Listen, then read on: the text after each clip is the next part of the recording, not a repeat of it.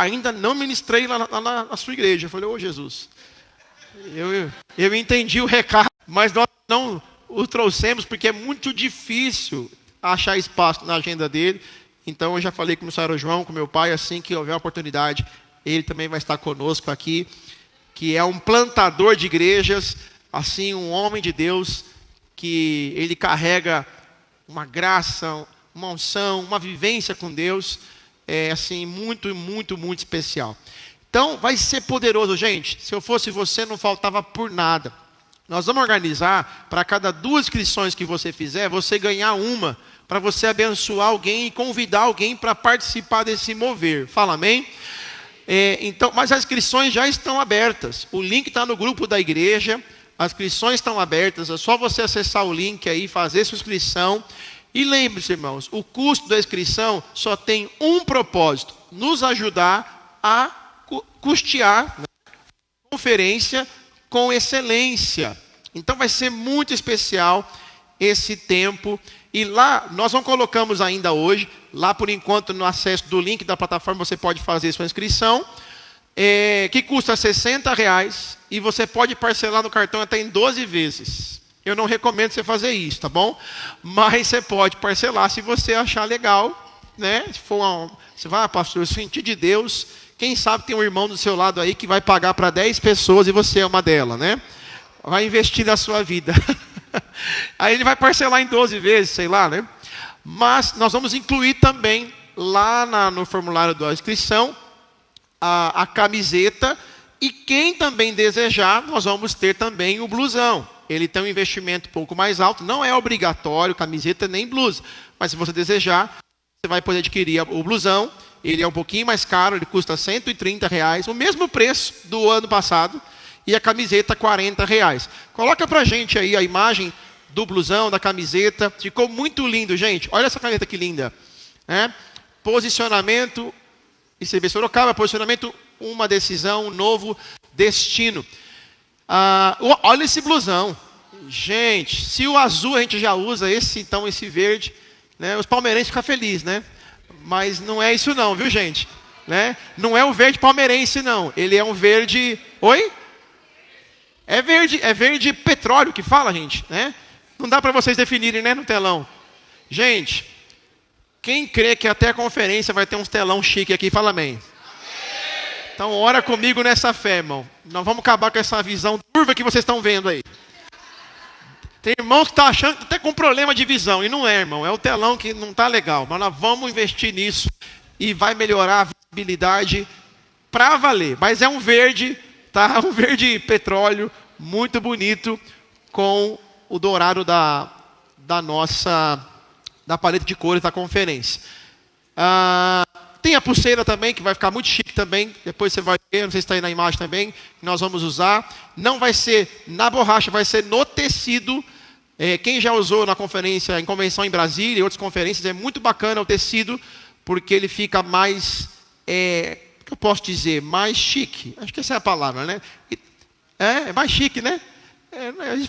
Foge minhas palavras, gente, vocês me ajudam. E aí dá para você tirar também. Tem gente que acha que não dá para tirar, mas dá. É muito simples, tá? Depois eu vou ensinar vocês como você tirar. Tá bom? E vai ser bênção. Eu conto com vocês. Outra coisa. Também existe um ministério de louvor que hoje é mais conduzido por 2 irmãos, mas é uma família de irmãos, ministros. Eles são da Igreja Batista Renascer, chama Ibari, né? Lá de Jaú. E são amigos nossos há 20 anos. E já fazia tempo que eu gostaria de trazê-los e eu não houve possibilidade de trazê-los. E quando foi esses últimos dias, o Espírito Santo me fez lembrar deles. Falei, Jesus, eu nunca os trouxe aqui. Nós levamos lá em Mauá uma certa vez. E o Edinaldo, um dos irmãos da família, a família inteira é de músico. O baterista é irmão, quase igual a família Prado aqui, né? Mas o baterista, o guitarrista, o baixista, vocalista, tecladista, todos são irmãos.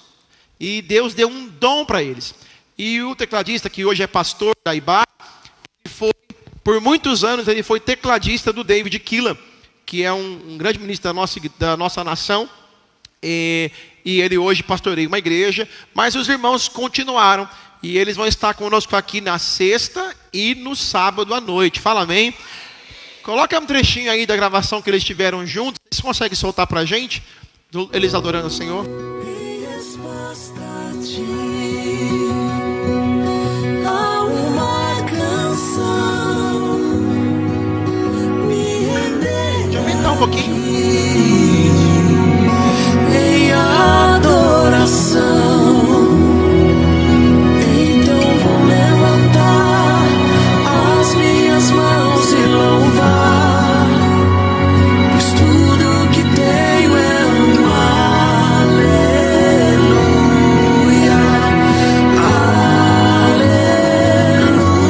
aleluia. Sei que é simples para o rei, mas não tenho nada além de um coração cantando um aleluia,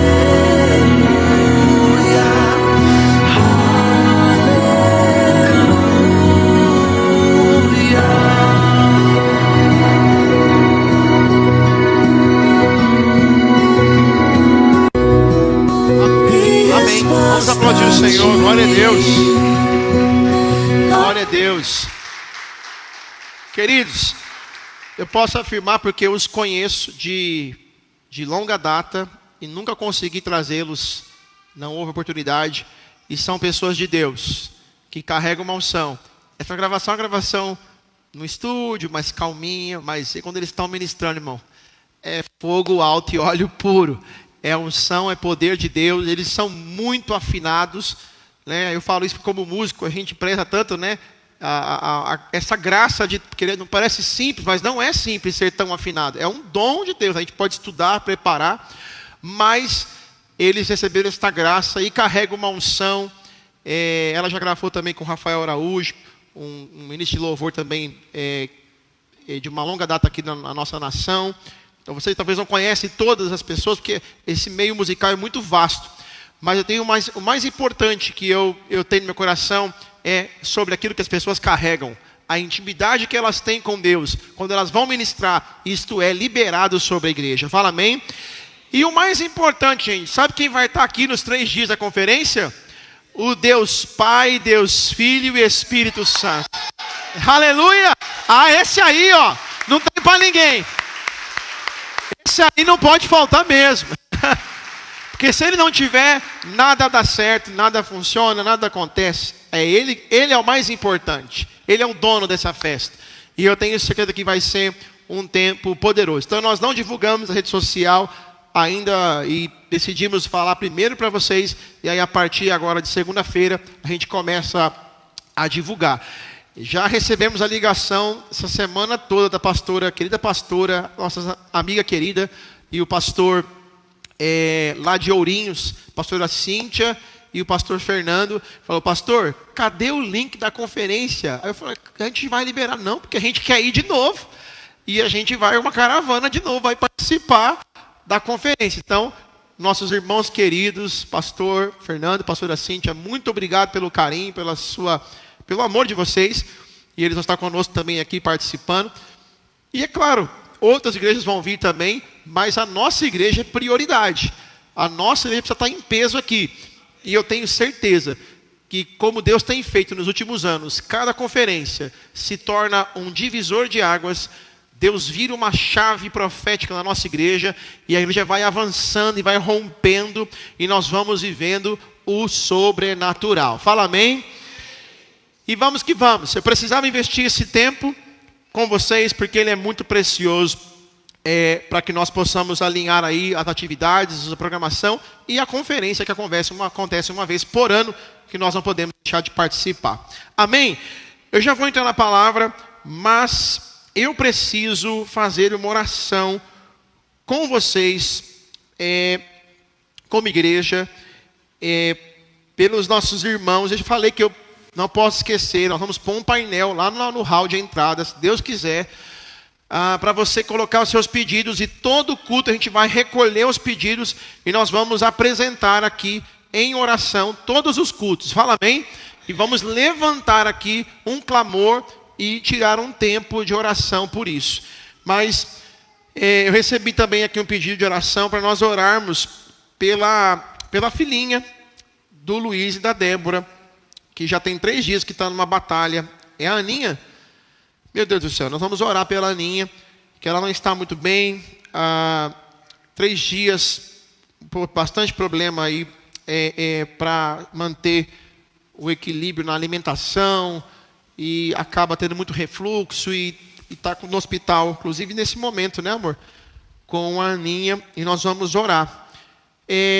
Antes de nós seguirmos na oração, eu gostaria que você ficasse de pé. E se você tiver algum pedido de oração, e talvez você não possa falar agora, eu gostaria que você colocasse a mão no seu coração ou em algum lugar do seu corpo, e que você pode pôr, não vá te expor, para nós orarmos por você. Eu creio no poder de Deus. Não posso deixar de mencionar que eu estou muito feliz aqui de ver também a Sayuri, viu, Sayuri? Já fui ele dar um abraço nela, passou umas provas esse dia, mas Deus é fiel, Deus é fiel. E nós celebramos como família e como igreja cada vitória, sempre em oração, sempre em clamor, porque Deus é Deus de milagres. Se você puder colocar a mão, coloque. Se você não puder, coloque no teu coração. Nós vamos levantar um clamor de oração agora. Você crê nisso, meu irmão? A Bíblia fala assim, ó: clamas a mim,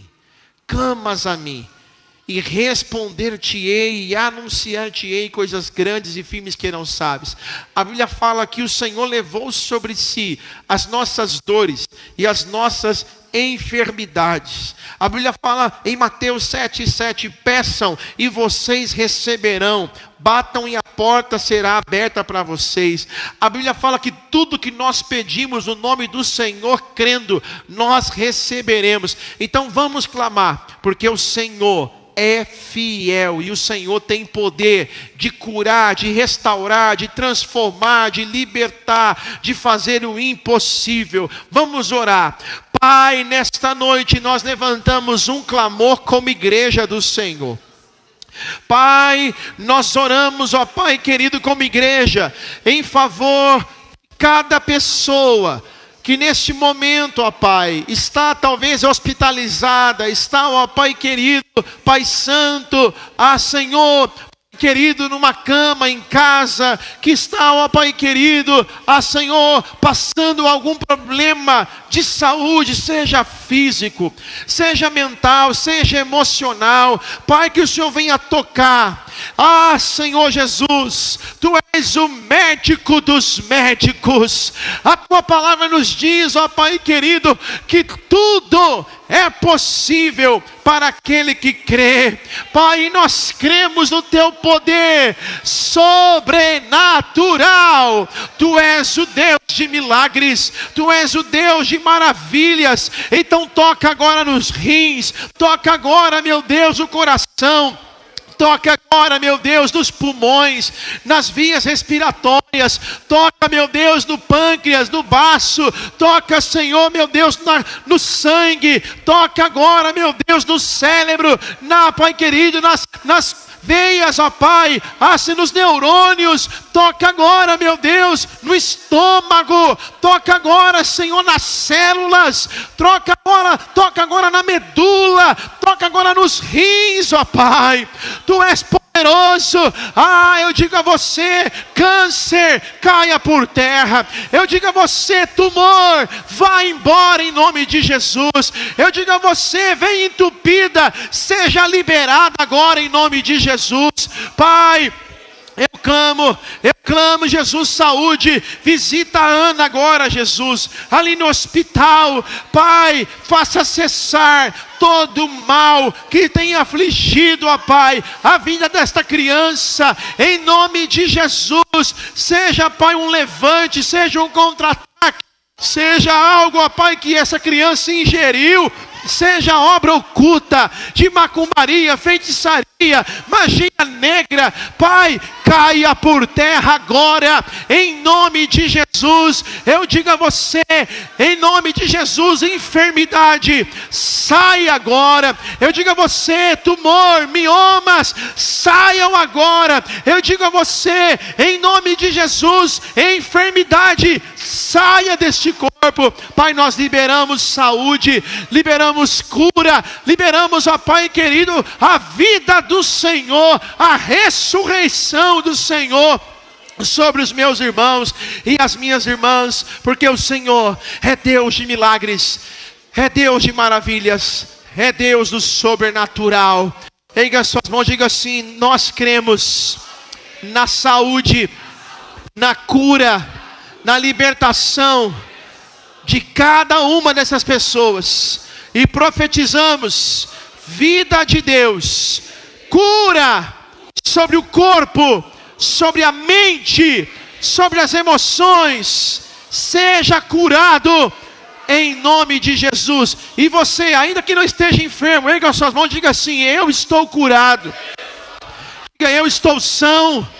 Fala comigo: porque o meu Jesus já morreu na cruz e já levou sobre si as minhas dores, as minhas enfermidades, e pela paz que transborda o meu coração na pessoa de Cristo, eu posso ter a certeza da minha cura e da minha saúde, em nome de Jesus. Aleluia. Dê um aplauso bem forte ao Senhor. Está abençoado. Está abençoado. Luiz e Débora, eu profetizo saúde plena sobre a Ana. Vocês vão para casa e este mal foi cessado em nome de Jesus. Em nome de Jesus. Glória a Deus. Pode aplaudir o Senhor mais uma vez, porque Ele é bom. Aleluia. Está abençoado. Pode sentar, meus irmãos. Em nome de Jesus. Glória a Deus. Glória a Deus. Aleluia, aleluia, aleluia. Glorificado, exaltado é o nome de Jesus.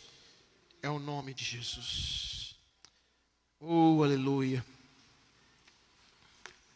Lembrei até de um louvor agora, que fala assim: o nome de Jesus é poderoso. O nome de Jesus é sobre todos. Nome mais, vocês conhecem? Nome mais lindo. Nome, peguei os 6, né? É o nome de Jesus. Esse louvor é lindo. Ademar de Campos, procura lá na internet, que você vai encontrar. O nome de Jesus é poderoso. Aí fala: o nome de Jesus levanta os mortos. O nome de Jesus sara os feridos. Esse nome tem poder. Aleluia. Você quer o nome de Jesus, irmão? Ele tem poder. Meus irmãos, o Senhor colocou uma palavra no meu coração, e para nós iniciarmos 4 mensagens dentro de uma série que antecede a nossa conferência Posicionamento. E o tema desta série é Sem Plano B. Como que é o tema? Sem plano B. Não tem plano B. O seu plano é o plano A, e ele se chama Jesus. O seu plano é o plano A. E eu quero, com a graça de Deus, trabalhar com vocês dentro desse tema, dentro desta temática. E eu creio que o Espírito Santo vai ministrar aos nossos corações. Não tem plano B, ou sem plano B. Esse é o tema da nossa série. Eu acho que eu mandei aí os slides para vocês. Vocês receberam? Tá certinho aí? Então tá bom. Glória a Deus. Abra comigo a sua Bíblia. Esse texto, nós vamos fazer uma leitura do pequeno texto, e depois vocês vão acompanhar também no telão alguns textos também, mas eu quero ler com vocês primeiro Reis, capítulo 19, verso 19 ao verso 21. Glória a Deus. 1 Reis 19, verso 19 ao verso 21.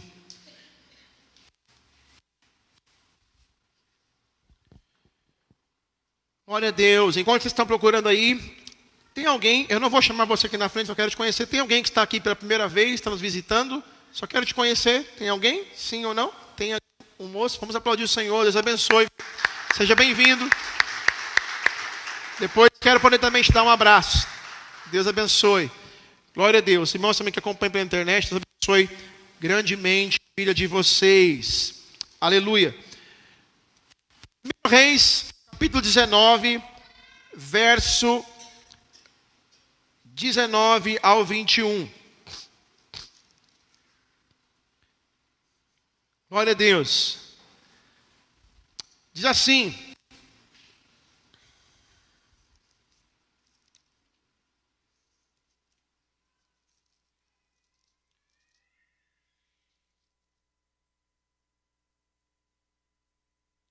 Elias partiu e encontrou Eliseu, filho de Safate, arando um campo. Havia 12 parelhas de bois no campo, e Eliseu arava com a última parelha. Em outras versões fala juntas, né? Elias se aproximou de Eliseu, lançou sua capa sobre os ombros dele e continuou a caminhar. Eliseu deixou os bois ali, correu atrás de Elias e disse: primeiro, deixe-me dar um beijo de despedida em meu pai e em minha mãe. Então o seguirei. Elias respondeu: pode voltar, mas pense no que lhe fiz. Eliseu voltou para sua parelha ou suas juntas de bois e os matou. Usou a madeira do arado para fazer fogo e assar a carne. Distribuiu a carne para o povo da cidade e todos eles comeram. Então partiu com Elias como seu ajudante. Pai, nós continuamos na tua presença e queremos ouvir a tua doce voz ministrando ao nosso coração. Espírito Santo, sonda e conhece o nosso coração e vê se em nós, Pai, caminho mal, para que possamos ser despertados e ativados para viver vida abundante no Senhor, em nome de Jesus. Amém. Você pode aplaudir a palavra de Deus. Glória a Deus. Ela é viva e eficaz. Meus irmãos, o tema da mensagem de hoje é: e agora? Você pode falar comigo? Diga: e agora? Porque a Bíblia fala em que Eliseu foi chamado, e o chamado de Eliseu exigiu dele uma entrega, uma renúncia. O que muda quando Deus entra na nossa história? Nós lemos o texto: depois partiu Elias com o seu ajudante. Quem é alcançado pela graça não continua vivendo da mesma forma. Toda pessoa alcançada pela graça de Deus não consegue viver da mesma maneira. O propósito de Deus, ele sempre começa quando o plano B termina. Todos nós, o pastor Edson falava aqui agora há pouco, e o exemplo dele foi muito pertinente, porque ele falou: eu vim para Sorocaba, e vim com um plano, e fiquei tranquilo. Falei, não, eu tenho uma reserva, então assim que eu entrar nesse novo trabalho, está tudo resolvido. Eu não vou ter nenhuma dificuldade. E aí, irmão, eu gosto de dizer, como o pastor Luiz fala, né? Ele diz, esse Deus não é gente, não. Ele faz um jeitinho para acabar a sua reserva de emergência, de urgência, de ultra urgência, para você ficar na mãozinha dele. Aí você fala, meu Deus, todas as minhas reservas foram embora, e agora? O que eu vou fazer? E nós passamos por essa prova. Nós passamos por esse processo. Porque com Deus não tem plano B, irmão. Com Deus só tem o plano A. Com Deus só tem um caminho. Nós temos uma tendência de ter alternativas. E eu não estou te ensinando que isso é errado. Você ser organizado, você se planejar. Uma rota de fuga, uma reserva emocional, né? Quando a gente está aqui, às vezes, no dia a dia e tal, aí às vezes a pastora fala assim, a gente fala, amor, vamos embora, porque já cansei, já deu, e a minha reserva social, emocional, acabou. Se eu ficar mais, vai dar problema. Até de oração já acabou. É perigoso eu sair do espírito e entrar na carne. Deixa eu ir para casa, dormir, comer, descansar, né? Virar uma chavinha, ver um filme, qualquer outra coisa, né? Então, nós temos uma alternativa, porque isso é de praxe da nossa vivência.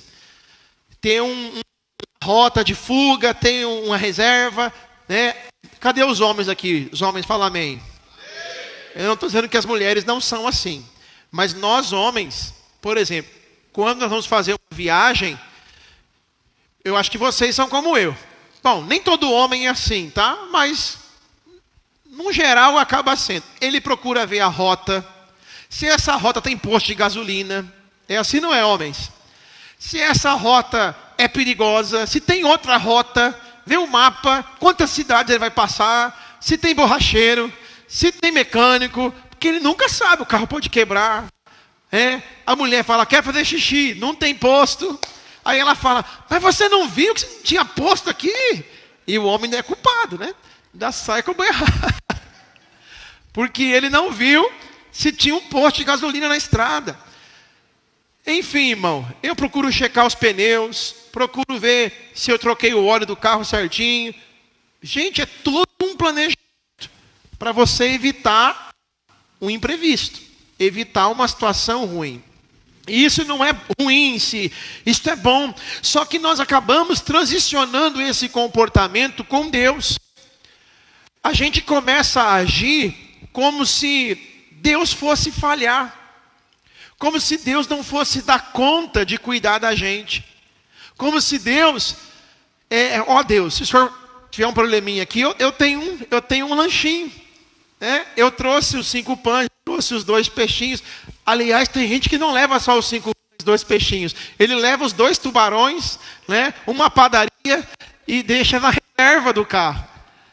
Só que, irmãos, Deus é especialista em frustrar os nossos planos. Deus é especialista em nos ensinar a depender dEle. Às vezes também, nós carregamos pecados escondidos. Isso também está em alternativas de uma vida velha, uma velha vida, que nós temos medo de abandonar totalmente. Não deixa esse pecadinho aqui, porque vai que amanhã dá saudade, né? Então é melhor deixar esse pecadinho aqui, que se der saudade ele está aqui comigo. Uma área da vida não rendida, uma segurança que nos faz acreditar que se o propósito de Deus não der certo, nós ainda teremos para onde voltar. Eita Deus. Mas irmãos, o Evangelho nunca foi um convite para você adicionar Jesus na sua vida. O evangelho não é um convite para você pegar Jesus e colocar como um acessório da sua vida, como parte da tua vida. Agora Jesus faz parte da minha vida. Não é para você adicionar Jesus à sua agenda. O evangelho é um convite para você entregar a sua vida inteiramente nas mãos dele. Tudo, não tem metade, meio termo. E quando Jesus chama alguém, ele não faz uma proposta de fazer um puxadinho, uma melhoria na sua vida. Sabe puxadinho? Não tem um terreninho aqui, tem uma lajinha ali, vamos construir ali em cima, pronto, resolveu. Quando Jesus nos chama, o propósito dele é nos oferecer uma nova vida, uma nova identidade. E foi isso que aconteceu com Eliseu. Fala comigo, um homem comum. Fala mais forte, diga, um homem comum. Num dia comum. Num dia comum. Até que Deus interrompeu a sua história. Sabe por quê, irmãos? Porque ninguém tem um encontro com Deus genuíno, verdadeiro, genuíno, e continua igual. Então, lá atrás, quando Elias, ele passa um momento difícil no seu ministério, e ele confronta e ele vence os profetas de Baal. Logo depois, quando o rei conta para Jezabel que ele tinha feito com os profetas de Baal, Jezabel ameaça o profeta. E ele, com medo, vai para uma caverna. Ele sai, vai para uma caverna, ele foge, ele se esconde, e ele deseja até a morte. E nesse processo, Deus fala com ele, Deus ministra na vida dele, restaura ele e fala assim para ele: levanta, vai lá ungir o rei, você vai ter algumas funções. E nestas instruções que Deus estava dando para o profeta Elias, ele fala: e você vai ungir Eliseu como profeta no seu lugar. Aí depois eu resolvo com a sua vida. Mas essa foi a palavra de Deus. Então Elias sai e ele encontra com Eliseu. Eliseu não sabia que Deus já havia escolhido ele, mas Deus sabia, e Elias sabia. E Elias lança a capa sobre ele, e Eliseu entendeu o recado profético do chamado. E aí Eliseu faz algo que nos chama muito a atenção. Ele se despede dos seus pais, ele queima as carroças para fazer churrasco com os bois, e ele passa a servir o seu senhor, profeta Elias. E a Bíblia fala que ele era um dos servos que colocava água, lavava até as mãos do profeta, e passou a segui-lo. Então fala assim comigo: ele se despediu, fala comigo, serviu e seguiu. Olha só que interessante. Aí você fala: pastor, mas queimar umas carroças qualquer um queima. Isso aí é até eu. Irmão, então vamos lá. A Bíblia fala que haviam 12 juntas de bois. Cada junta de boi tinha 2 bois. Pelo cálculo da época, o trabalho de uma pessoa, 1 denário, as moedas da época, para comprar um boi, a pessoa teria que trabalhar mais ou menos uns 100 e poucos dias do ano. 100 e poucos dias. A junta de bois, as 12 juntas de bois ali daquela região que estava trabalhando, muito provavelmente era da família de Eliseu, mostrando que a família de Eliseu não era uma família pobre. Porque para você ter 12 juntas de bois, são 2 bois por junta, dá 24, é isso? 23, 24? Não, 24. 24 bois. Irmão, 24 bois.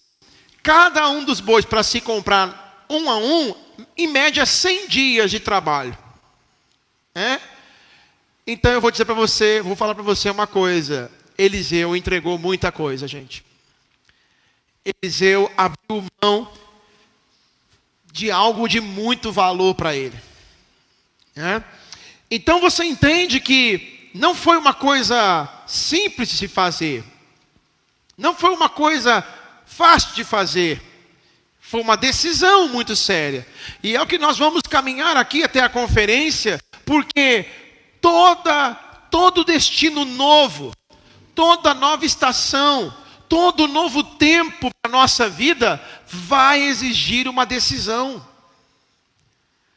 E essa decisão vai agradar algumas pessoas e vai desagradar a outras pessoas. Mas mais importante do que agradar e desagradar pessoas é a sua decisão agradar a Deus. É você estar alinhado com o propósito de Deus.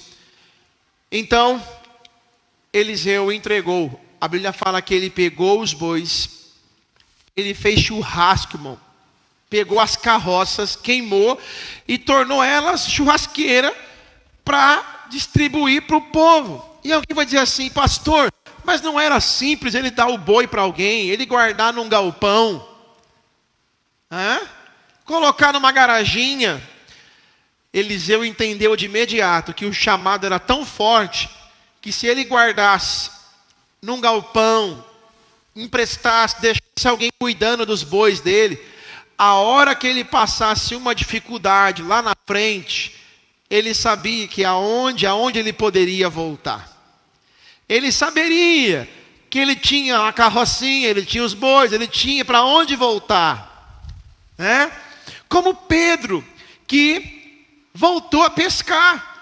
Já não tinha nem mais barco, tinha que pedir emprestado. Mas ele achou que podia voltar a pescar. E aí, meu irmão, Elias, ele nos ensina algo poderoso. E ao mesmo tempo ele aponta os nossos olhos para Cristo. Porque Eliseu, ele entregou os seus bois e as suas carroças. Jesus entregou a própria vida. Eliseu queimou a madeira, a carroça. Jesus carregou a cruz nos ombros. Eliseu, ele fez isso para cumprir um chamado e seguir um profeta. Jesus morreu na cruz, não para simplesmente seguir um chamado, mas foi para nos salvar da morte eterna e nos dar vida eterna, irmão. Então, o que eu quero dizer para você? Toda nova estação, repito, todo novo tempo, toda palavra liberada sobre as nossas vidas vai nos levar a uma decisão, a um vale de decisão, uma vale de escolha. E se nós continuarmos tentando guardar as nossas carroças, tentar guardar os nossos bois, nós temos sempre algo que nos prende e nos faz pensar assim: se não der certo, eu sei para onde eu volto. Não, meu irmão, chegou a hora da igreja queimar todas as carroças. Chegou a hora da igreja queimar os seus bois. Chegou a hora da igreja queimar os bois e as carroças que estão estacionados dentro do nosso coração e dizer: Senhor, eu não tenho mais plano B. Eu não tenho pensamento de voltar atrás ou desistir. Eu só quero andar contigo debaixo da tua palavra. Eu não estou pensando em voltar atrás. Eu estou pensando qual é o próximo passo. Qual é a próxima estação que o Senhor tem para a minha vida. Então o profeta entendeu isso. E aqui eu aprendo 3 coisas. E a primeira é que o evangelho não muda apenas o que você faz. Ele muda quem você é. Olha o que diz o versículo 19 do capítulo 19 de 1 Reis. Então Elias saiu e encontrou Eliseu de Safate, arando um campo. Eliseu estava trabalhando. Deus o chamou no meio da rotina. Grave isso, irmão. Isso nos ensina que o chamado de Deus não é apenas ministerial, ele é um chamado existencial. Tem gente que ouve a palavra sobre chamado, ele acha que amanhã vai ser um pastor, um bispo, um missionário, um viajante do mundo inteiro. Irmão, se você não consegue pregar para o seu vizinho, quanto mais viajar as nações pregando no mundo todo. Mas não é só sobre isso.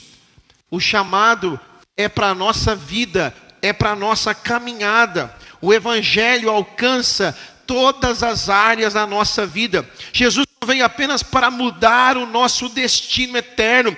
Ele veio para restaurar, irmão, a nossa identidade, o nosso senso de paternidade, a nossa comunhão com Ele. Então, é transformação de mente, é metanoia, é nos relacionamentos, é no casamento, é nas emoções, é na forma de trabalhar, nas finanças, na saúde, na vida familiar. Deus não quer apenas um pedaço da nossa vida. Ele nos quer por inteiro. Ele quer o nosso coração. Aqui eu vou apenas citar, não está na projeção, eu vou apenas citar Marcos capítulo 1, verso 16 ao 18. Fala assim: ao passar pela Galileia, Jesus viu Simão, seu irmão André, lançando redes ao mar, pois viviam da pesca. Jesus lhe disse: sigam-me, e eu os farei pescadores de pessoas. E eles deixaram as redes imediatamente e o seguiram. Jesus encontrou Pedro trabalhando, irmãos. Assim como Elias encontrou Eliseu no campo, trabalhando. Porque Deus chama pessoas comuns para viverem o extraordinário. Deus chama pessoas comuns, improváveis, para viver o extraordinário. Eu sou um improvável, irmão. Eu já falei para vocês que até para cá, para pastorear o nosso finado missionário Sérgio, ele falou, eu tinha 3 pastores para mandar para lá, 3. E eu fiz um voto com Deus, falei com a minha esposa, dos 3, aquele que responder aquilo que eu combinei com você e com Deus, é a pessoa escolhida para lá. Até o meu querido amigo, colega, pastor Rafael, brincou, mas ele é muito amigo, muito íntimo, eu tenho toda a liberdade de brincar, falou, mano, com todo respeito, de imediato, se eu fosse escolher, no contexto da época, você não era a minha primeira opção. Não está me menosprezando, não. É porque cada um, a convivência, a gente sabe quem a gente é. Cada um como a gente é, a nossa experiência, a nossa caminhada, os nossos desafios, os nossos limites, né? Ele mesmo sabia, o pastor ele não é fácil não. Ele, se não estiver orando, ele vai vir para cá, ele vai ter que ter graça, senão não vai ser fácil. Tem que lidar com batalha, né? Só que, irmãos, até eu, quando sou como pastor, às vezes eu olho para vocês e eu penso assim, Deus, fulano pode ser usado. Aí eu falo assim, Senhor, mas fulano não dá conta não, isso aí é muito complicado. Aí o Espírito Santo me repreende e fala, você vê a aparência, eu vejo o coração. Eu vou usar, eu vou escolher, porque Deus escolhe pessoas comuns, improváveis, para viver algo extraordinário. E escute, o maior problema da religiosidade é que ela nos faz acreditar que Deus, Ele quer apenas o nosso comportamento religioso. Mas no Evangelho nós aprendemos que Deus, Ele quer transformar o nosso coração todos os dias. Quer um comportamentozinho bonitinho. Ele não quer um comportamento que todo mundo fala, nossa, que maravilha, olha que bonitinho, que belezinha, ai, que bênção. Se isso não for uma verdade, você está apenas tendo um comportamento religioso. Que diante dos homens é bonito. Mas se o seu coração estiver longe de Deus, você não está sendo alcançado pelo Evangelho da graça. Porque o Evangelho está mais preocupado em nos transformar de dentro para fora do que de fora para dentro. Então, a religião, ela vai criando compartimentos. O Evangelho não. O Evangelho, ele gera integração. A gente é integrado à vida do reino de Deus, à vida de Cristo. A religião pergunta, o que eu preciso fazer para parecer mais espiritual? O Evangelho pergunta: o que ainda precisa ser rendido ao senhorio de Cristo na minha vida? Existe alguma área, meu irmão, da sua vida, que ainda você não determinou, não deixou que o Senhor, que Jesus se torne o seu Senhor? Porque uma coisa é você aceitar Jesus como Salvador. Irmão, quem que não quer um Salvador? Olha para a mídia. Ainda que você não goste, vai lá ver os filmes da Marvel. É cheio de super-herói. Porque o americano e o mundo, como Ctrl-C e Ctrl-V, fica nessa esperança de que um homem vai salvar. Um político vai nos salvar. Esse ano é ano de eleição. E já tem gente pensando, não, lógico que tem uma consciência. Eu vou entrar no mérito aqui da conversa, mas, gente, independente de quem entrar, nós temos a nossa consciência, ponto. Temos nosso objetivo, a nossa percepção de fé e até política. E não como um político, mas como um ser politizado. Ok, mas porém, entretanto, a Bíblia fala assim: não for o Senhor pela cidade, em vão vigia o sentinela. Nós não podemos cair no papo da religião, achando que alguém vai nos salvar. E não vai. O único que pode nos salvar se chama Jesus Cristo. Jesus pode nos salvar. Agora escute. Jesus, ele é o nosso salvador. Só que Jesus, ele quer ser o seu Senhor também. Senhor de todas as áreas da sua vida. E quando nós falamos de ser submetidos ao senhorio de Cristo, nós estamos falando de rendição. De deixar Jesus governar a nossa vida. E isso é muito sério. Se você permitiu que Cristo transformasse apenas os seus hábitos, ou alguns comportamentos, você não vai viver uma vida transformada na sua plenitude. Mas quando Jesus muda a sua identidade, o seu caráter, aí você foi alcançado pelo Evangelho. Irmão, Pedro era um homem que decepou, cortou a orelha do soldado. Jesus foi lá e curou. Pedro é um homem que não queria deixar Jesus morrer na cruz. Jesus repreendeu ele. Pedro é um homem que falou que não ia negar Jesus. Ele negou Jesus. Pedro nadou pelado. Pedro fez um monte de doideira, um monte de loucura. Lá na frente, nós vemos um Pedro passando por um homem pedindo esmola na beira do templo. E o homem pede dinheiro e ele fala: eu não tenho ouro nem prata, mas o que eu tenho eu te dou. Levanta e anda em nome de Jesus. O homem foi curado. Lá na frente nós vemos um Pedro com a identidade transformada, que foi preso e não reclama. Mas enquanto ele estava preso, se Pedro fosse um homem ruim, ainda que convertido, com coração, sabe esses crentes que quando tem problema a gente fala assim: Jesus, preserva na prova aí para Deus trabalhar um pouquinho, porque que esse fulano está precisando passar por as provas. Porque fulano é complicado demais. Senhor, vai trabalhando. Segura nesse deserto para ver se muda esse coração duro. Tem uns crentes que precisam passar por umas provas aí, viu, irmão? Não olha para o lado não, para você não dar spoiler. Para quê, pastor? Para ver se Deus amolece esse coração duro de pedra. Deus. Agora, se Pedro fosse aquele homem radical, ainda impossível, a igreja não estaria orando por ele 24 horas, ao ponto de quando a igreja orava por ele, Deus enviou os seus anjos para libertar Pedro da prisão. E ele saiu ileso, andando com as próprias pernas. 4 guardas montados ali, e os anjos abriram as cadeias, as portas, ninguém viu, e ele chegou, bateu na porta da casa, parasiana aqui nos dias de hoje, da casa da irmã Maria, falou: irmã, eu cheguei, e o povo todo reunido orando. Aí a irmã abriu a porta, quando olhou, viu Pedro, fechou a porta e falou: meu Deus, eu vi Pedro. Não deixou ele entrar, achou até que era um vulto, que era um fantasma, sei lá. Mas eles voltaram e é Pedro mesmo, gente. Jesus trabalhando, a igreja orando por um homem que não era só um homem de Deus, mas era um homem que foi transformado pelo Evangelho da graça, irmão. Todos percebiam: Pedrão, quem te viu, quem te vê. Pedrão, Pedrão, que transformação. O evangelho é isso, irmãos. Eliseu, ele entendeu isso de forma imediata.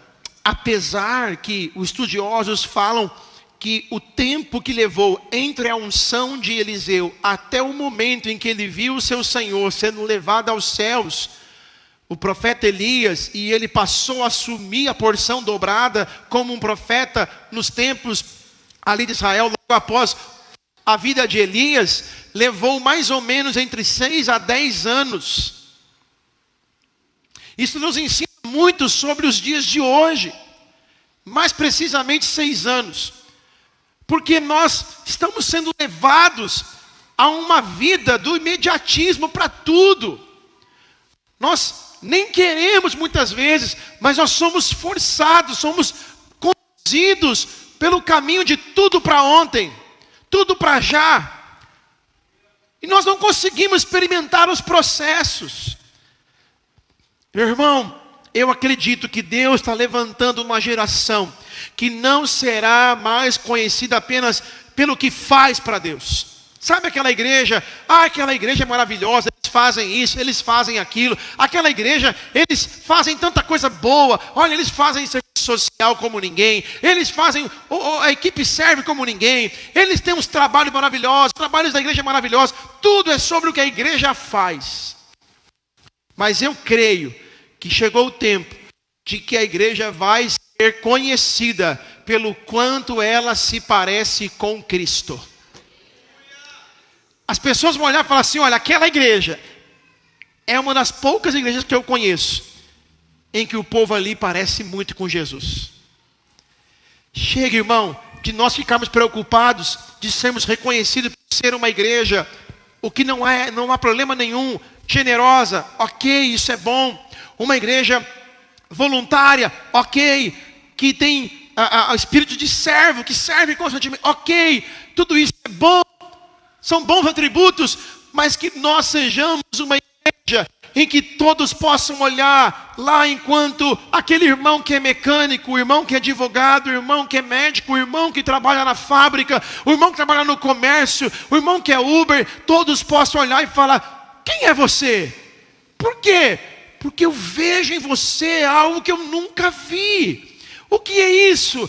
E aí todos poderão perceber: é Cristo, é o evangelho puro, genuíno, sendo derramado como perfume sobre a sociedade, sobre as pessoas da nossa casa.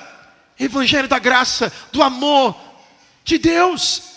Então Eliseu, ele entendeu isso, e ele sabia que o seu chamado tinha um propósito maior, e que ele não poderia deixar um plano B. Olha para o seu irmão, fala para ele: você não pode ter um plano B diante de Deus. Fala para ele: a sua vida com Deus só tem um plano. Fala para ele: e é o plano A. Irmão, quando eu vim para Sorocaba, eu não vim pensando em voltar. Mas aconteceram muitas coisas que no meio do caminho eu pensei: Senhor, eu quero voltar. Mas aí, irmão, eu saí do meu trabalho, não tinha como voltar para o meu trabalho mais. Eu entreguei a igreja que eu pastoreava, eu entreguei o ministério de louvor que eu liderava. Irmão, até a cadeira que eu ganhei, é verdade, eu ganhei uma cadeira de escritório de aniversário, eu deixei lá. Não, deixa tudo aí. Graças a Deus que eu deixei, irmão. Casa, tinha acabado de reformar minha casa, de pintar minha casa. Não tinha laje na minha garagem, eu tinha batido uma laje na garagem. Falei: ai, graças a Deus, agora eu vou entrar com o carro e não vai molhar mais. Ai, que bom. Eu deixei tudo, irmão. Para mim era tudo. Talvez para muitos de nós, para alguns de vocês não é muito. Cada um sabe qual é o seu tudo, sim ou não? Deixei alguns sonhos, alguns bons amigos que continuam amigos, mas a convivência não é mais a mesma. E como é que eu volto agora? Não dá. Mas se eu tivesse deixado desculpa o palavreado, né? Um rabinho preto lá. Alguma coisa no jeitinho. Qualquer coisa der errado, eu volto. Não, irmão. Você tem que ser prudente, tem que ter planos, ok. Mas a vida espiritual, você tem que deixar o passado. E você precisa viver um novo tempo. Quantos aqui creem que você está vivendo um novo tempo para a glória de Deus? Quantos aqui creem que você tomou decisões já do ano passado, esse ano? Decisões que te levaram a momentos difíceis. Mas que hoje você diz, obrigado Senhor, foi difícil. Mas hoje eu estou vivendo o melhor tempo da minha vida. Eu estou entrando numa estação nova. Talvez para alguns de vocês está sendo até desafiador ter que lidar com esse novo tempo. Eliseu entendeu isso. Em segundo lugar, escute, o que você não entrega sempre competirá com o propósito de Deus. O que você não entrega sempre competirá com o propósito de Deus. Olha o verso 21 do capítulo 19, 1 Reis. Então Eliseu se despediu de seus pais, matou os bois e usou a madeira do arado para acender o fogo. Escute, irmãos, Eliseu queimou as carroças, ele destruiu o plano B, Os bois literalmente representavam o seu sustento, eu acabei de explicar isso para vocês. As carroças representavam a sua segurança. O problema não eram os bois, o problema era voltar para eles. Aquilo que não entregamos a Deus se torna uma alternativa à dependência dele. Muitas vezes não são apenas os pecados que nos impedem de viver o propósito. Tem gente que pensa assim, pastor, é o pecado, é a tentação. Irmão, tem muita gente que não está pecando mais em certos tipos de pecados, de ordem moral ou sexual. Ele já superou essa fase. Mas você ainda está preso nas suas inseguranças. Você ainda está com as carroças guardadas, com os seus medos. Ainda está com as carroças guardadas e os bois com os teus traumas, com as suas feridas não tratadas. E são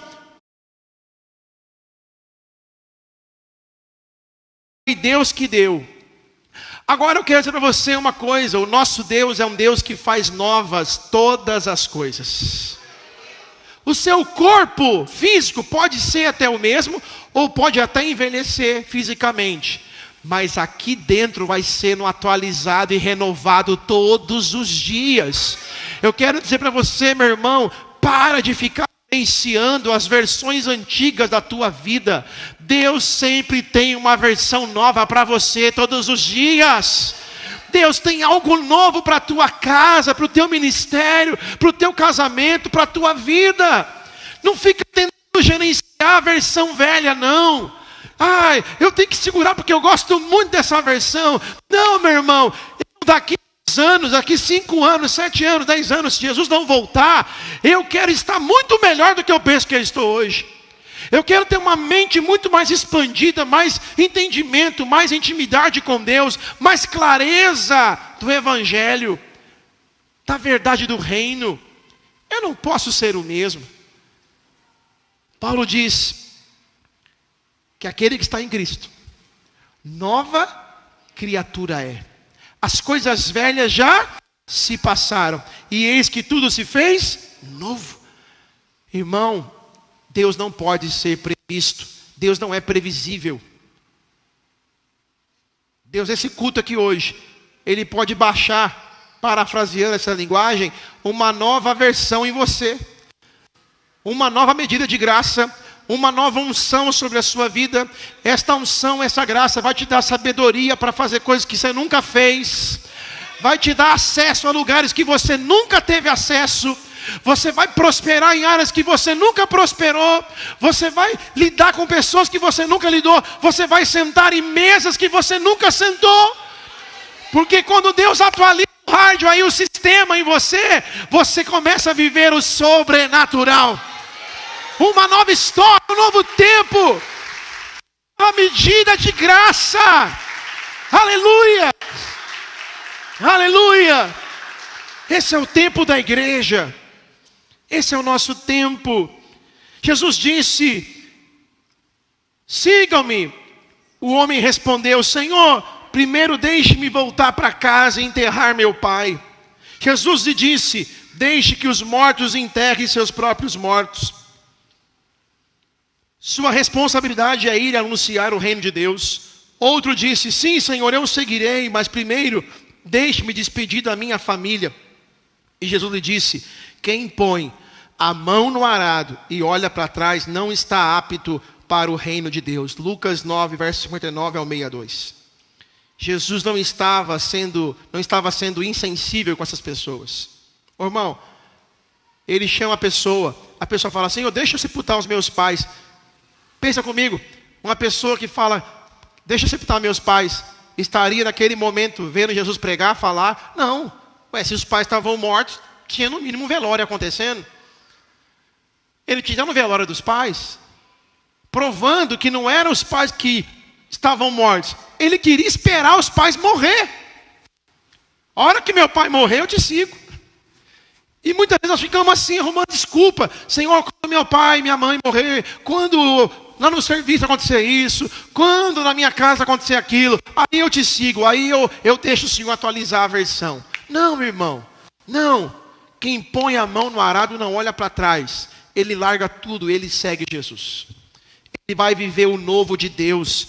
Então o Senhor não estava sendo insensível. Jesus estava confrontando aquelas pessoas sobre prioridades. O que é prioridade?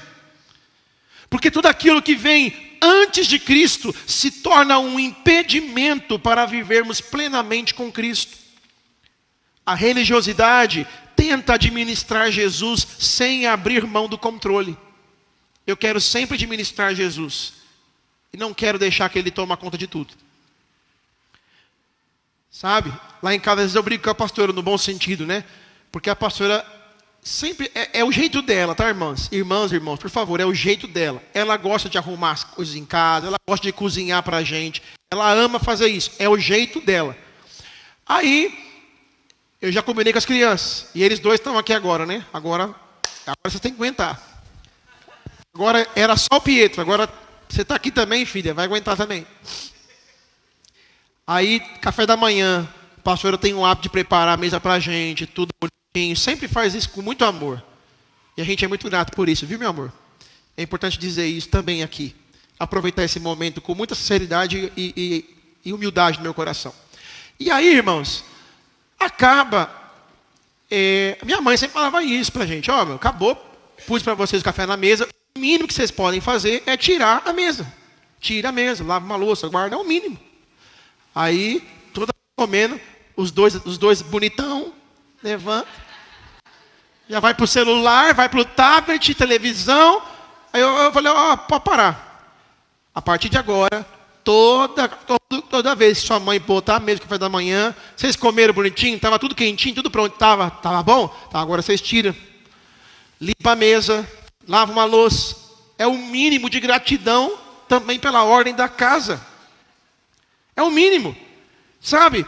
Só que a pastora, se eu não falasse, irmão, eu acho que ia levar uns anos ainda aí, ela fazendo tudo. Ela, a gente. E tadinho, né, amor? Tadinho, tá tão frio hoje, né? Deixa os menininhos lá. Irmão, frio dentro de uma casa com janela, com porta, vai matar a criança? Não vai não, irmão. Vamos lá, vamos ajudar. Então, irmão, Deus faz tudo perfeito. Né? Ele põe uma mulher doce, calminha, e põe um bruto que nem eu. Se não for pelo Espírito Santo, irmão, só a graça de Deus. Né? E aí ele vai ajustando tudo. Mas escute, nós às vezes fazemos isso. E eu falo para ele: amor, até quando você vai ficar gerenciando isso? Bota esses meninos para trabalhar, bota essa menina para trabalhar, para fazer alguma coisa, para ajudar. E eu falo com muito amor, porque não é para o mal deles, é para o bem deles. E eu falo: solta um pouco esse controle, deixa eles fazerem. E aqui na igreja é a mesma coisa. Às vezes, pastor, deixa fulano fazer, deixa fazer. Mas ele vai fazer errado, uma hora ele vai aprender. Nós precisamos partilhar a mesa. O Pai é nosso, o pão é nosso, não é só de um. O Evangelho é para todos, fala amém, irmãos. Não podemos querer limitar ou selecionar a mesa de Cristo. É desafiador, não estou falando que é fácil não, mas precisamos. E nesse contexto, nós também queremos gerenciar Jesus e não deixar Ele cuidar, não deixar Ele trabalhar. Irmão, em tudo, eu tenho aprendido humildemente todos os dias, até na conferência, eu que não queria chamar um, queria chamar outro, aí eu dobrei o joelho e falei, Senhor, não é o que eu quero, é o que o Senhor quer. É o que o Senhor quer. E se for a tua vontade, o Senhor vai mudar tudo, vai mudar a agenda. E o Senhor mudou a agenda. Porque quando Deus controla a nossa agenda, quando Deus controla, dirige, eu vou melhorar a palavra, dirige a nossa agenda, a nossa vida, irmão, tudo acontece de forma tão linda, tão maravilhosa. Então o Evangelho nos chama à rendição. Muitas pessoas querem os benefícios do reino, mas não querem abrir mão da segurança. E competem com o reino. Elas querem cura, mas preservam as feridas. Elas querem liberdade, mas elas seguram as correntes. Até quebrou a corrente, quebrou. Mas a pessoa continua segurando a corrente. Ei, pode soltar, está livre. Já não tem corrente nenhuma, solta as correntes. Está livre. Queremos paz, mas não entregamos a ansiedade nas mãos do Senhor. Queremos viver o propósito, mas mantemos as nossas carroças estacionadas. Escute, irmão, quais são as carroças que ainda prendem você no passado? O que você ainda preserva por medo de confiar totalmente em Deus e achar que pode dar errado? Ai, mas se eu confiar totalmente em Deus e não der certo. Irmão, com Deus não tem essa de não dar certo. Com Deus ou dá certo ou dá certo. Não vai dar como você pensa. Como você acha que tem que ser. Da sua maneira, do seu jeito, não vai ser. Mas não é porque não foi do seu jeito que não deu certo. Existe uma vida abundante do outro lado de uma vida de rendição, irmãos. Existe uma vida plena, se é que eu posso chamar nesse lugar que eu atravesso e vou para um outro lado, uma nova estação, um novo tempo, onde eu vivo uma vida de rendição, de entrega ao Senhor. Porque aquilo que você entrega nas mãos de Deus, deixa de ser uma prisão, e você vai viver um testemunho verdadeiro. Talvez, se Eliseu tivesse amarrado lá os bois no cantinho, guardado as carroças, nós não estaríamos nem falando dele aqui hoje. Porque Eliseu passou prova. Eliseu foi provado. O ministério dele recebeu porção dobrada, irmão. Porção dobrada não é só de bênção. O nível de desafio também é dobrado. Também é dobrado. Em terceiro lugar, para nós orarmos, seguir Jesus é confiar mais na graça do que nos resultados. Você pode falar comigo e falar assim: Jesus, me ensina a confiar na tua graça, do que no meu esforço, do que nos resultados. Fala comigo, eu quero confiar no teu favor imerecido. A Bíblia fala, no verso 21, a parte B, depois partiu com Elias, como seu ajudante. Escute, igreja, Eliseu não recebeu imediatamente a capa. Primeiro ele recebeu um processo. Ele recebeu um caminho a percorrer. Ele se despediu da família. Ele partiu, serviu durante 6 anos, um pouco mais, o profeta Elias. Porque antes de nós vivermos uma vida de autoridade, de poder de Deus, nós vamos aprender a ter que lidar com submissão. Em sermos submissos. Antes de um reconhecimento público, vem a obediência no particular, que ninguém vê. Mas você tem que estar lá obedecendo. Antes dos milagres maravilhosos, é preciso uma vida de piedade, de humildade, de persistência. O Evangelho não nos chama apenas para viver um destino novo, maravilhoso. Deus não está apenas interessado no lugar que nós vamos chegar. Tem muita gente que pensa assim, eu até falava isso ontem, voltando de viagem com o Leonardo e com o pastor Edson. Ele fala assim, o que eu preciso fazer para ser salvo? É só isso. É isso? Então tá bom. Então o objetivo dele não é conhecer a Deus. O objetivo dele é escapar da morte. Você entende que é diferente isso, sim ou não? Na cruz, Jesus no meio, 2 ladrões. Um ladrão fala assim, você não é filho de Deus? Salva aí, meu. Dá um jeito. Quem sabe até salva a gente. O outro fala, Senhor, lembre de mim quando estiverem no paraíso. Olha a diferença de percepção. Tem gente que se converteu, batizou, está na igreja, mas ele continua assim, Senhor, eu não quero ir para o inferno não. Senhor, me livra do inferno. Ai, Senhor, pelo amor de Deus, eu não quero ir para o inferno. Ai, Senhor, eu não quero morrer. Ai, Senhor, eu não quero passar prova. Eu não quero luta. Deus, irmão. Mas outros já entenderam o Evangelho. E ele fala, Jesus, eu quero tanto ver teu rosto. Ah, aleluia. Eu quero tanto te dar um abraço, Jesus. Como eu tenho vontade de ver o teu rosto. Como eu tenho vontade de conhecer melhor. Jesus, como que o Senhor fazia para lidar com tanta gente chata? Como que o Senhor fazia para amar tão fácil, perdoar tão fácil? Jesus, me ensina. Me ensina, Jesus, eu quero aprender de Ti. Eu quero conviver contigo aqui, já, agora. Eu quero viver isso agora. Eu quero ter um relacionamento sincero. Eu não sei quando que eu vou chegar no céu, a que hora. Eu não estou nem preocupado com isso. Eu só quero andar contigo. Eu quero desfrutar de uma vida plena, íntima, relacional. Deus nos chama para uma caminhada, irmãos. Como eu disse, o tempo que eu tive como missionário Paulo Canuto, foram 30 e poucos dias, quase 40 dias de convivência, devocional, oração, comunhão. Eu ia trabalhar, eu passava às 7 da manhã lá na igreja para fazer o devocional com ele, porque cada devocional com ele era um oceano de aprendizado. E eu saía o dia inteiro bugado. E eu ficava, até para trabalhar, eu falei, Jesus, não me deixe perder o meu trabalho, não. Porque minha mente saía bugada. Era uma enxurrada de aprendizado, de destravar da mente, de visão ampliada, de profético ativado no espírito. Eu falava, meu Deus do céu, como que eu nunca li? Que Bíblia é essa? Que Bíblia que ele está lendo que eu não estou lendo? Alguém já pensou assim, irmão? Talvez você fale, isso é de mim ou de algum irmão. Meu Deus, que Bíblia que o pastor lê? Porque parece que ele prega umas coisas, ou o irmão lê uma coisa, né? Irmão, cada vez que você caminha mais com Jesus, que você é cheio do Espírito Santo, assim como foi no caminho de Emaús, quando o pão partiu na mão de Jesus, os olhos deles foram abertos. Quando você caminha com Jesus e cheio do Espírito Santo, você vai ler a Bíblia, irmão.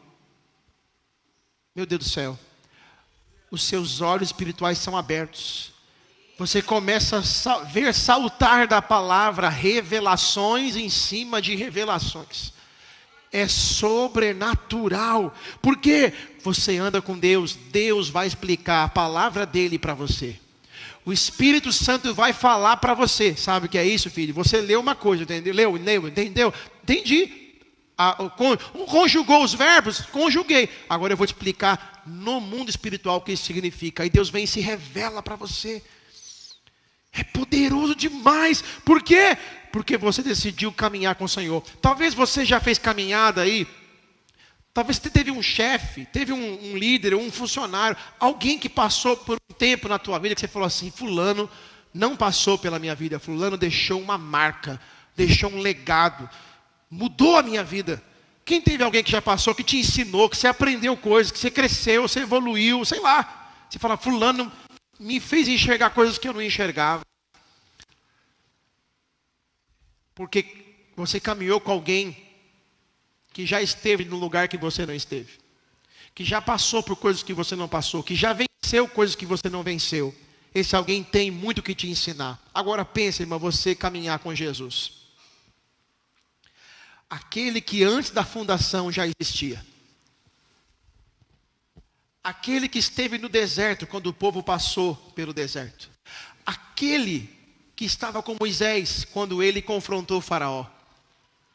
Imagina você caminhar com Jesus. Aquele que esteve lá, o quarto homem. O quarto homem, pastora Malvinha, na fornalha. É um anjo. Era Cristo. Ele estava lá. Irmão, Ele sabe todas as coisas. Ele foi, Ele é, Ele era, Ele é. E Ele há de vir. Conhecer a Cristo não é um ajuste ou uma percepção religiosa para você falar assim, eu conheço Jesus. Não, não é sobre isso. É uma caminhada. É um relacionamento que vai te transformando, vai te transformando, vai te transformando, vai te curando, vai te libertando. Deus não está apenas interessado no lugar que você vai chegar. Lembra do deserto? Deus não estava nem com pressa do povo sair do deserto. O deserto era pedagógico, tinha um propósito. O povo doido para chegar na terra prometida. Deus apaixonado querendo transformar o coração deles. O povo doido para chegar na terra. E o Senhor, eu só quero que vocês me amem. Então vamos passear um pouquinho mais esse deserto. 40 anos. Para vocês me amarem. Para vocês entenderem que não é o lugar, sou eu. Não é Sorocaba, é Ele. Não é o prédio, é a presença dEle. Não é a casa que você mora, é a glória dEle na sua vida. Não é o carro que você tem, é a unção dEle sobre você. Não é Estados Unidos, não é Nova York, não é Espanha, não é Madrid. Tudo isso pode ser bom, mas se Ele não for com você, que eu e você possamos ter a mesma resposta de Moisés: Senhor, não nos faça isso, se o Senhor não for conosco. Se o Senhor não for conosco, eu não quero ir, Jesus. Senhor, não faça isso conosco. Por favor, vamos conosco. Porque a graça dessa viagem só vai ter graça se o Senhor estiver conosco. Se o Senhor não estiver na nossa viagem, o que vai ter valer para quê? Qual vai ser a graça disso? Ele está interessado em aquilo que nós nos tornaremos ao longo desse caminho. Então Jesus chamou a multidão, os discípulos, e disse: se alguém quer ser meu seguidor, negue a si mesmo, tome a sua cruz e me siga. Mateus 8,34. Sei que Jesus é morrer diariamente para o ego, é confiar no processo da graça, é permitir que o Espírito Santo faça em nós aquilo que não conseguimos fazer sozinhos. A religiosidade, ela é obcecada por resultados. O Evangelho é focado no relacionamento, na comunhão. A religião, ela sempre vai gerar mais uma culpa, mais uma falha. Está vendo? Está vendo porque Deus não abençoou você? Porque você é pecador. Está vendo porque você não prospera? Porque você não merece. Está vendo que você, a sua família é desse jeito? Porque vocês não prestam. Irmão, ninguém presta para nada, ninguém merece nada, ninguém tem nada. Tudo que nós temos de bom não é porque a gente merece. É favor, é graça. É graça. Não é porque você orou. Tem gente que fala assim: não, eu orei 21 dias. É por isso que Deus me deu. Ô bobão, ô bobona, me permita falar assim com você, com muito amor. Acorda para a vida. Você acha mesmo que você ficou 21 dias orando? Fala, tá vendo, agora Deus fez. Não, irmão. Deus faz em 3 segundos. Mas os 21 dias tornou você mais íntimo dele. E isso é mais importante do que o resultado. Meu filho, segurei os 21 dias aí para você caminhar comigo. Valeu a pena, não valeu? Oh, meu Deus, olha, agora eu nem sei mais se eu quero a bênção ou se eu quero andar com o Senhor. Se mandar a bênção, mandou. Se não mandar, uma coisa eu sei: antes eu te conhecia de ouvir falar, mas agora os meus olhos te veem. Agora eu ando face a face com Deus. Comunhão, intimidade, relacionamento. É isso que o Senhor quer de nós. A religião gera culpa e fala: morte, pecado, você tem condenação à morte, mas o Evangelho diz, aonde abundou o pecado, superabundou a graça de Deus. Meu Deus do céu, irmão, saia deste ambiente de religiosidade, mergulhe definitivamente na graça do Senhor. A graça gera arrependimento genuíno, transformação. A religião sempre vai produzir mais um trabalho, mais um ativismo. O que eu posso fazer para Deus me amar mais? O ministério que eu posso servir para eu me sentir mais realizado com Deus? E Deus vai falar assim, agora sim, meu filho. Agora, ó, parabéns para você. Não. A religião faz isso, mas o Evangelho não. Ele produz intimidade. Ao ponto do quarto virar o templo, o carro virar um seminário, a viagem virar um curso teológico ou um ambiente de glória. Qualquer lugar é lugar. Porque eu entendi que ninguém pode prender Deus a um lugar. Uma vez uma mulher chamada samaritana disse para ele, eu não sei mais o que eu devo fazer. Os religiosos, sacerdotes, saduceus, cada um fala uma coisa, que eu tenho que adorar em Jerusalém, que eu tenho que adorar ali, que a vida tem que ser assim, eu já não sei mais nada. Cristo olha para ela e fala, filha, virá um tempo, e de fato já chegou, em que os verdadeiros adoradores adorarão o Pai em espírito e em verdade. Não é aqui, irmão, eu não preciso fazer viagem para Israel para ser abençoado.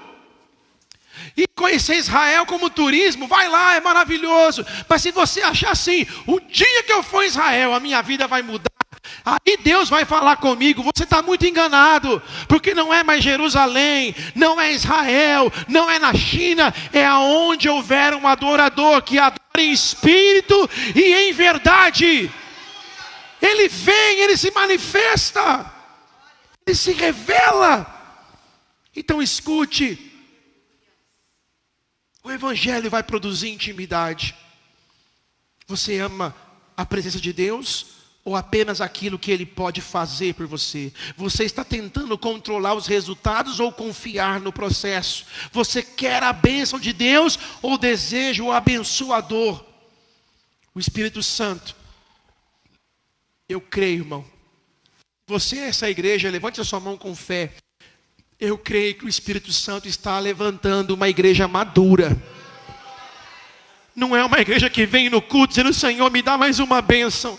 Mas é uma igreja que vem dizendo, Senhor, me ensina a te ouvir, a te conhecer, a entender os teus propósitos, a ouvir a tua voz, a caminhar contigo.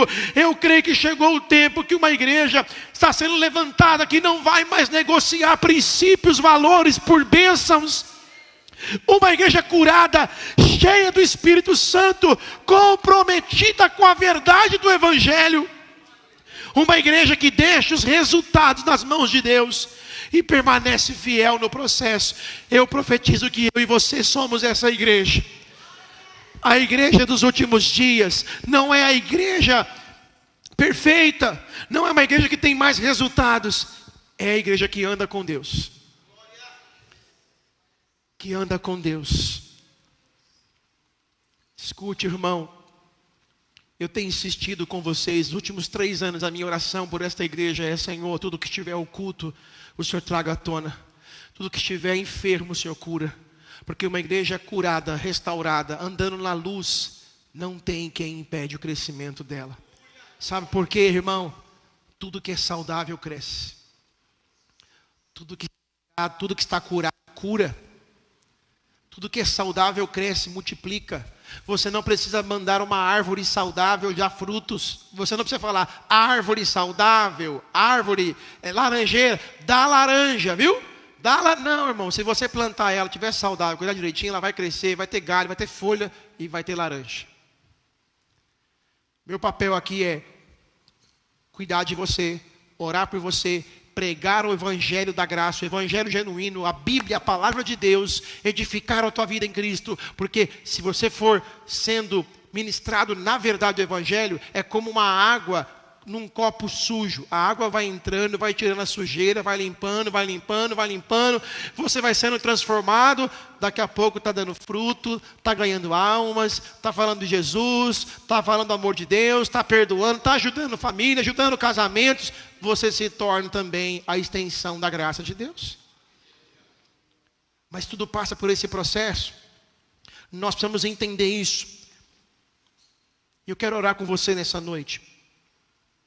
Fique de pé no seu lugar, por favor.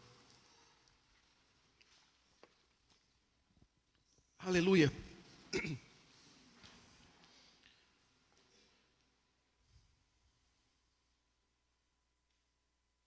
O Evangelho não é um convite para uma vida religiosa. É um convite para uma vida transformada e transformadora. Quando Deus chama alguém, a identidade muda. As prioridades mudam. Sim ou não, irmãos? Muda. Os relacionamentos mudam. O destino muda. E aí, irmão, a pergunta não é, Deus falou comigo? A pergunta é, o que ainda precisa mudar em mim depois que Deus falou comigo? Porque quem encontra Jesus não vive mais dividido entre carroças e um destino profético. Ele segue a sua caminhada. Quem foi alcançado pela graça não vive mais pensando no plano B. Ele já rasgou o plano B, ele só tem o plano A. Hoje, irmãos, Deus está nos chamando para render a Ele as áreas que ainda nós estamos tentando controlar. Deus está nos chamando para abandonar as carroças, romper com a religiosidade, romper com aquilo que nos prende, confiar no processo, na caminhada, parar de querer ter pressa. Deus não está atrasado, irmão. Anda com Deus, seguir Jesus de todo o coração, porque o mesmo Jesus que chama é aquele que sustenta, que salva, é aquele que transforma. Por isso que a Bíblia, a palavra nos ensina a vir ao Senhor como nós estamos. Venha como estás. Por quê? Você vem como está, mas Jesus transforma. É Ele que transforma. O mesmo Jesus, parafraseando Paulo, que começou a boa obra na nossa vida, Ele mesmo é fiel para terminar. Não se esqueça, eu e você estamos nesse processo de construção. Para alguns de nós, parafraseando uma grande construção ou reforma, já reformou sala, já reformou cozinha, ou já construiu sala, construiu cozinha. Alguns estão só no acabamento, na parte de fora, na garagem. Outros ainda estão numa bagunça lá interna. A cozinha está tudo quebrado ainda, quarto, sala, está tudo bagunçado. Mas fica tranquilo, viu? O construtor desta obra é especialista. E ele não vai fazer uma coisa para cair. Ele vai edificar uma casa para durar de pé, para ficar firme até o dia da volta dele. Fala para o seu irmão assim, ó, não fique com pressa. Fala para ele. Deus está construindo em você. Está edificando você. Fala para ele assim, ó. Olha, fala para ele assim, ó. Esse ano, olha que maravilha. Fala para ele assim, esse ano você melhorou. Fala, você já foi bem pior, viu? E Deus vai fazer muito mais, irmão. Muito mais. Porque Ele não terminou. Ele é fiel. Oh, aleluia. Glória a Deus. Quero orar com vocês uma canção que vocês conhecem. Uma oração cantada. Me ajuda aí se eu esquecer a letra. Que tom que tá, gente? Ó. Mateus já ia falar. Eu não estou com fome, Mateus. Glória a Deus. Glória a Deus. Tem som aí nesse aqui? Tem.